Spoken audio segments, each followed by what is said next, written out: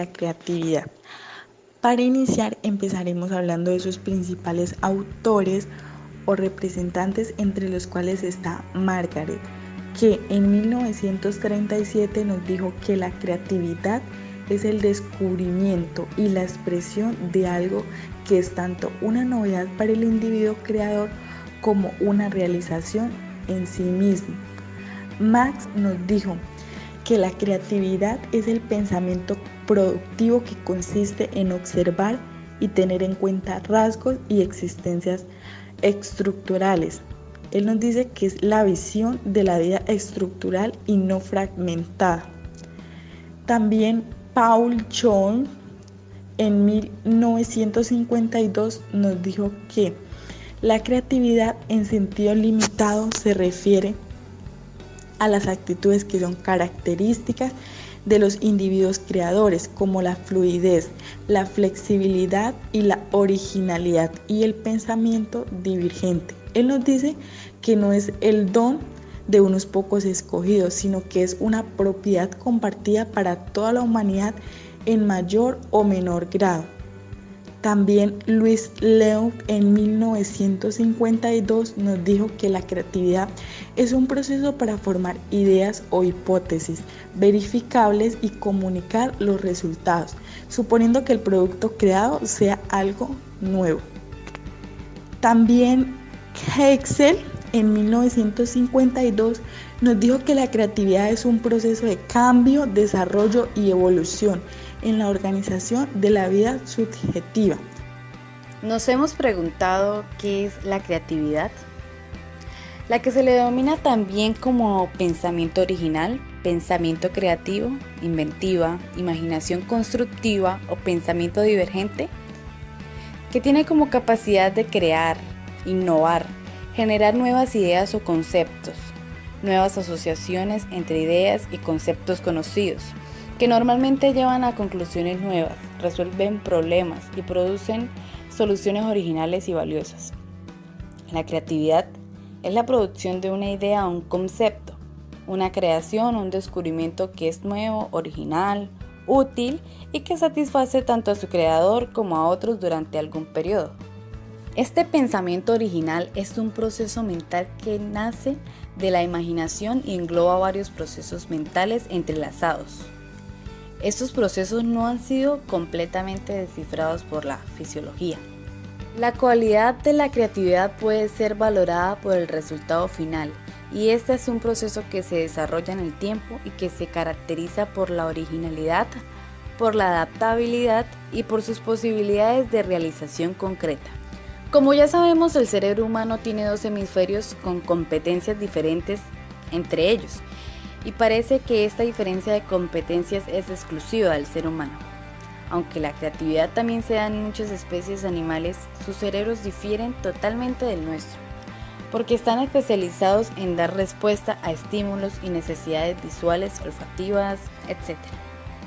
Aunque existen individuos altamente creativos y otros relativamente no creativos, todos nacemos con una capacidad creativa que luego puede ser estimulada o no.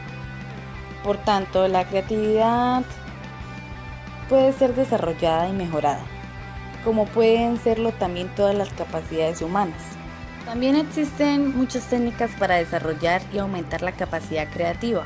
Por ejemplo, la lluvia de ideas, el pensamiento lateral, los mapas mentales, la acepción de ideas, la cuantificación de ideas, la clasificación de ideas, los mapas conceptuales y los diagramas de Ichikawa. La inteligencia no es la diferencia que existe entre los que son altamente creativos y los que son relativamente no creativos. Los rasgos de la personalidad del individuo creativo es lo que lo diferencia de los demás. En general, se ha comprobado que una persona creativa o un genio necesita largos periodos de soledad, tiende a ser introvertida y tiene poco tiempo para las relaciones sociales y también para lo que ella propia llama las trivialidades de la vida cotidiana. Los creativos tienden a ser enormemente intuitivos y a estar muy interesados por el significado abstracto del mundo exterior, además de ser muy sensibles. Se pueden distinguir a grandes rasgos 2 tipos de personas creativas: los artistas músicos, escritores, pintores, escultores y los científicos, aunque como ya se ha pronunciado, no existe mucha relación entre la creatividad y el cociente intelectual.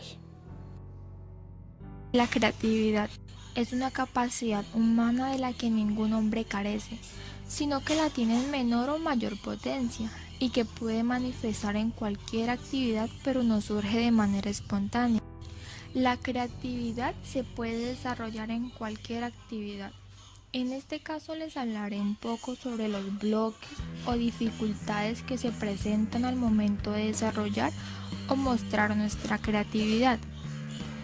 El autor de esta organización de desarrollo es el norteamericano Alvin Zimber. Él plantea lo siguiente: los seres humanos tienen un alto grado de necesidad de socializar, que influye en su comportamiento, y lo que realmente es importante es desempeñar el rol de cada uno en la sociedad. Explicaré 3 tipos de bloques que impiden que toda persona pueda desarrollar sus creatividades. Bloques emocionales. Es el miedo a hacer el ridículo o equivocarnos. Está relacionado con la autocrítica personal negativa. Es cuando nos da miedo a hacer las cosas porque tememos a ser juzgados. Bloques perceptivos.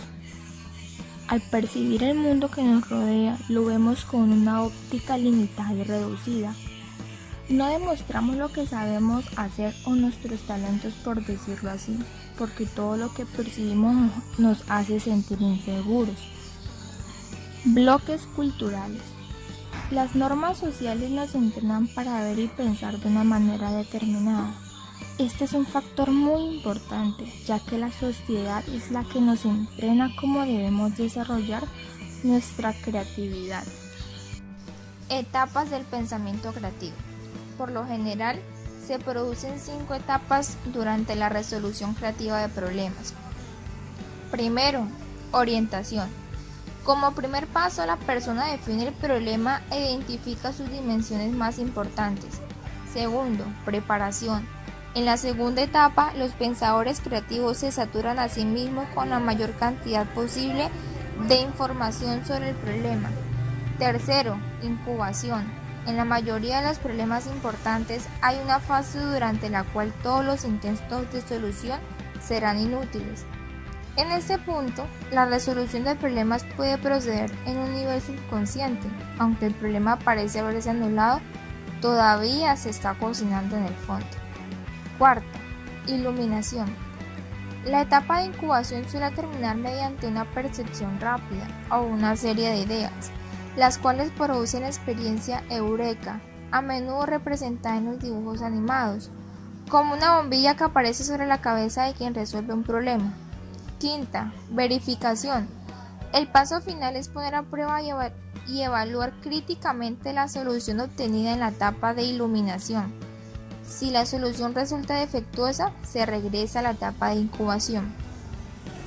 El pensamiento creativo no siempre es tan ordenado, sin embargo, las etapas enumeradas son un buen resumen de la secuencia más típica de los acontecimientos.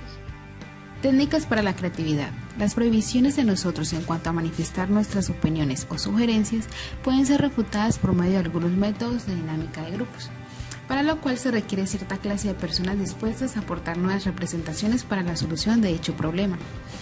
Nuestros integrantes son animados a formular cualquier idea que se les ocurra, por muy extraña o rara que sea, sin ejercer ningún tipo de autocensura o crítica.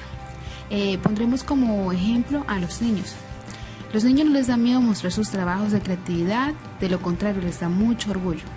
Mostrar, por ejemplo, las manualidades que hacen, sus dibujos, algunas figuras que arman con rompecabezas o el hecho de manipular cualquier instrumento musical, haciendo diferentes ritmos que tenga el alcance del instrumento. Participar como actores de un cuento o en una pequeña obra de teatro. El proceso anteriormente descrito también se puede denominar como lluvia de ideas. Es un método creativo en grupo que consta de 2 partes. La primera, descrita anteriormente, se basa en una aportación espontánea de ideas que, por muy absurdas que parezcan, son anotadas por un moderador. Aquí el grupo trabaja en intuiciones, en creencias. En la segunda fase se seleccionan las más oportunas de estas ideas para así darle solución al problema. En este caso es la mente racional la que reelabora las aportaciones espontáneas procedentes de la primera fase. Colaboración creativa. Hay una serie de formas en las cuales distintas partes pueden colocar para producir un contenido artístico. El trabajo conjunto. 2 o más individuos pueden contribuir a un trabajo unificado y de acuerdo a sus contribuciones ser considerados como iguales. Las contribuciones son mezcladas en partes inseparables o interdependientes de una misma unidad. De acuerdo con las leyes de derecho de autor, a esto se le llama autoría compartida.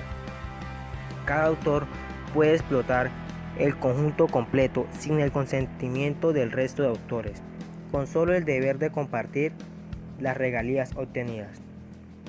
Sin embargo, un autor puede solo licenciar el trabajo para terceras partes no exclusivas. Para dar a una tercera parte la exclusividad tienen que estar de acuerdo en dárselo todos los autores. Trabajo colectivo. Los autores hacen contribuciones a un trabajo colectivo, como una recopilación. Los autores individuales retienen el derecho de autor de su contribución, pero la parte que pone juntas las contribuciones es considerada como autor del conjunto completo y tendrá los derechos de uso de las contribuciones individuales solo en el trabajo colectivo y también en las ediciones posteriores del trabajo colectivo. Este modelo es típico de publicaciones periódicas y antologías. Pruebas de creatividad. El pensamiento divergente se puede medir de diferentes maneras. En la prueba de usos inusuales, se te pediría que pensaras tantos usos como puedas para algún objeto. En la prueba de consecuencias, se puede enumerar las consecuencias que traería un cambio básico en el mundo. ¿Qué pasaría si todo el mundo de repente perdiera su sentido de equilibrio y ya no pudiera mantenerse en pie? La gente trata de enumerar tantas reacciones como sea posible. Si tomaras la prueba de los anagramas, recibirías una palabra como creatividad y te pediría que hicieras tantas palabras nuevas como fuera posible, cambiando las letras. Cada una de estas pruebas puede calificar la fluidez, la flexibilidad y la originalidad. ¿La creatividad no es más que el pensamiento divergente? ¿Qué sucede si una persona presenta un gran número de respuestas inútiles para un problema? Buena pregunta. El pensamiento divergente es parte importante de la creatividad, pero hay más que eso.